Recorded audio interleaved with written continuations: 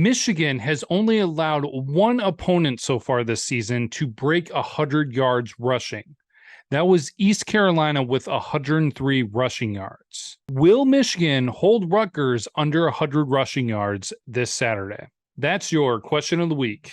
Undefeated number 2 Michigan is a 24-point favorite at home hosting undefeated Rutgers, and the over-under is 44.5. The game is at noon and will be airing on Big Ten Network. One interesting thing to note is that earlier in this week, Michigan was favored by 31.5 points. So that gap is closing as we're getting closer to game day. As I mentioned in the last episode, I have been looking forward to conference play.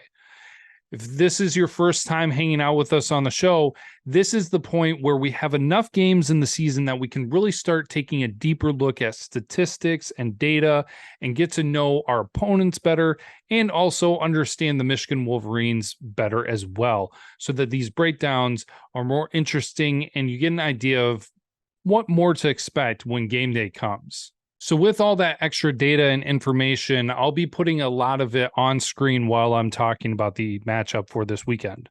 As I mentioned, Rutgers is 3-0, undefeated. They had a 24-7 win at home against Northwestern. They had a 36-7 win at home versus Temple. And last week, they had a 35-16 win versus Virginia Tech. This weekend's game against Michigan will be their first road game of the year. This is actually familiar territory for both Michigan and Rutgers, as back in 2021, Rutgers was undefeated 3-0 going to Ann Arbor. That game, if you recall, ended with a 20-13 victory for Michigan. So let's just hope that it's not an identical game as before. I'm going to take a look now at both teams by comparing their play in the first 3 quarters of every game. We know that the Michigan starters haven't played in the fourth quarters, but also, Rutgers hasn't played a lot of their starters at the end of their games either because it hasn't been necessary. So the best insight we're going to get is by comparing numbers for the first 3 quarters. So having played 3 games, that's a total of 9 quarters. Rutgers has only had 2 quarters out of those total 9 that they have been held scoreless. The team is averaging 6.4 points per quarter. On the other side, Michigan has scored in every single quarter of those 9 quarters with their starters on the field. However, they are only scoring 3.5 points per quarter, though. So let's talk a little bit more about Rutgers. This Rutgers team, I believe, is better than 2021. After starting 3-0 and then taking their first loss at Michigan, the team finished 5-8. I believe that this Rutgers team could easily get to 6 wins. After that, they are facing off against a lot of the toughest teams in the conference, so for them to get past 6 wins might be a tough task. You can't take any team lightly, though, and I especially say that about Rutgers. Schiano is a good coach. He knows how to cause havoc for other teams. And this year, he has a better quarterback than most seasons. While he might not be a prolific passer, the Rutgers starting quarterback, Wimsatt, is a mobile quarterback, and he does pretty well. He runs a lot, and he makes good decisions. He's only had 3 passing touchdowns and only has a completion percentage of 51%, but he has been smart, and he has 0 interceptions so far. He can hit deep passes, but might not be super consistent with it, but he is capable of doing so. Now, the other offensive player you're going to probably hear the most about on Saturday behind the quarterback is going to be their star running back, Kyle Monangai. If you give him space, he will accelerate. Last week against Virginia Tech, he was the offensive player of the week in the Big Ten with 16 carries, 143 yards, and 3 touchdowns. Another offensive player that is absolutely not as flashy, but I feel is worth mentioning, is that they do have a reliable kicker in Patel. He has a long leg, and so I fully expect that Rutgers will lean on him Saturday when they aren't able to get the ball all the way into the red zone. The Rutgers defense has done relatively well through 3 weeks, but they do have noticeable holes in their secondary. 2 defensive players that you're probably going to hear brought up on Saturday are linebacker Powell and defensive lineman Dixon. For their offensive attack, expect Rutgers to come out and try to move the ball through the air. Well, that's not what they focus on. If they can get things happening in the passing game, that will open things up for the ground game, considering that's where they're going to probably get their most success with Monungai and Wimsett. But if they just go in right away, just focusing on the run game, Michigan will be able to easily shut that down.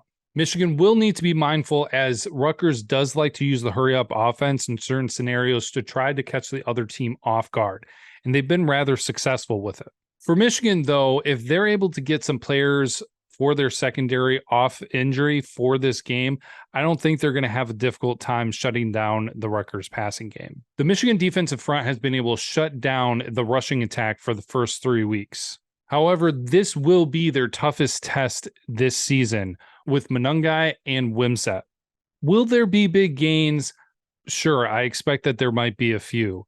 But as we saw a lot last year, I really do believe that Michigan will come out of halftime and really lock things down and have a more dominant performance in the second half, offensively and defensively. So possibly look for things to be close-ish at halftime, maybe a 10 or 14-point lead for Michigan, but then for Michigan to crank things up for the second half. Basically, everybody is wondering, will this be a revenge game for J.J. McCarthy? Not specifically against Rutgers, but just because of his poor performance against Bowling Green. I personally don't think so. I think it'll be more of a rebound game for him. I think that we'll see J.J. being smart again, being more efficient like we saw in week 1 and week 2, but I don't anticipate that it's going to be an explosive game for him. But I could be wrong. Honestly, if I am wrong, I'll be more than happy to be wrong. One element that I'm very interested in finding out is what impact having Jim Harbaugh back on the sidelines will have on the team. I didn't think it was going to be huge, but honestly, after seeing the funk that Michigan was in last week against Bowling Green, Jim Harbaugh on the sidelines could flip a switch for the team and they could go into beast mode against Rutgers this weekend. We'll just have to wait to find out. So question of the week, will Michigan hold Rutgers under 100 rushing yards? This one was actually pretty quick for me. It wasn't really much for a debate. Considering that Rutgers has emphasized so much of the running game with Wimsett and Monungai, I honestly believe that they'll be using it enough throughout the entirety of the game that they will indeed break 100 rushing yards. Their lowest game for rushing yards was against Northwestern, who held them to 122. So I anticipate that Michigan will be able to hold them somewhere between 100 rushing yards and 150. Okay, score prediction. Will this be a revenge game for J.J. McCarthy? I don't think so. Will Michigan look like a new and improved team with Harbaugh back on the sideline? Yes, I do believe so. I believe that in a combination of trying to bounce back from last week, having Harbaugh back on the sidelines, that Michigan will finally surpass the 40-point mark for their team. After a steady first half where it's a little bit of a back and forth and Michigan goes into the locker room with a 24-10 lead, I'm predicting that they will come out more dominant in the second half and exert their force both on offense and defense, finishing out the game with a 48-20 score. Rutgers getting to 20 late in the fourth quarter, getting a touchdown against Michigan's backups. JJ has an efficient day and makes smart decisions, while Wilson and Corum continue their trends of scoring touchdowns each Saturday. Let me know your score predictions. I love to hear what other people think. Enjoy the rest of your week. Saturday cannot get here soon enough. And as always, go blue.